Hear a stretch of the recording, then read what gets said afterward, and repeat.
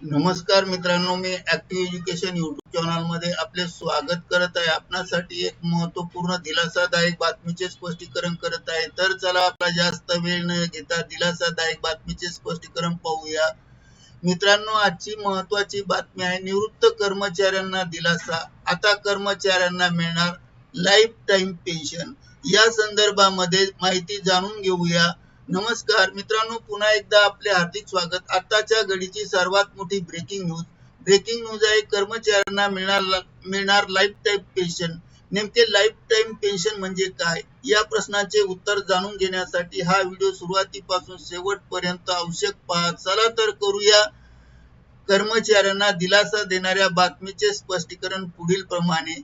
दिलासादायक बातमीचे स्पष्टीकरण करण्यापूर्वी आपण जर ऍक्टिव्ह एज्युकेशन युट्यूब चॅनलवर नवीन असाल तर चॅनलला लाईक, शेअर आणि सबस्क्राईब करायला विसरू नका। तर चला पाहूया दिलासादायक बातमीचे स्पष्टीकरण।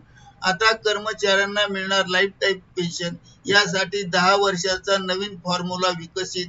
तर कर्मचाऱ्यांना भविष्यात मोठा आर्थिक फायदा।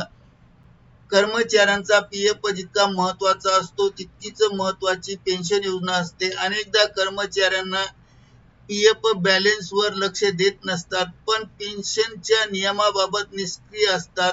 म्हणजे अनेकदा कर्मचारी पीएफ बॅलन्स वर लक्ष देतात, आपल्या खात्यात किती बॅलन्स आहे याकडे लक्ष देतात, पण पेन्शन नियम त्यांना माहित नसतात। त्यामुळे ते निष्क्रिय असतात आणि त्याकडे दुर्लक्ष करतात आणि तेच नियम आपण येथे सांगत आहोत। निवृत्तीनंतर दरमहा खात्रीशीर उत्पन्न मिळावे यासाठी 10 वर्ष एक विशेष नियम पाळणे अत्यंत आवश्यक आणि महत्त्वाचे आहे। ही पेन्शन नेमकी कशी मिळते, यासाठी कोणत्या अटी आणि शर्ती पूर्ण कराव्या लागतात याची सविस्तर माहिती चला तर पाहूया। पेन्शन मिळवण्यासाठी प्रत्येक कर्मचाऱ्याला 2 महत्त्वाच्या अटीची पूर्तता करावी लागते, ज्यामध्ये 10 वर्षे पूर्ण सेवा करावी लागते। कर्मचाऱ्यांना किमान 10 वर्षाची नोकरी पूर्ण करणे अनिवार्य आहे। त्याचबरोबर कर्मचाऱ्यांचे 58 वर्षे वय असणेही गरजेचे आहे।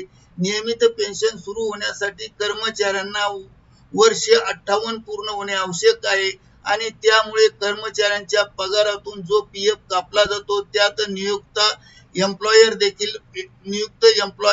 यांचा देखील वाटा देतो।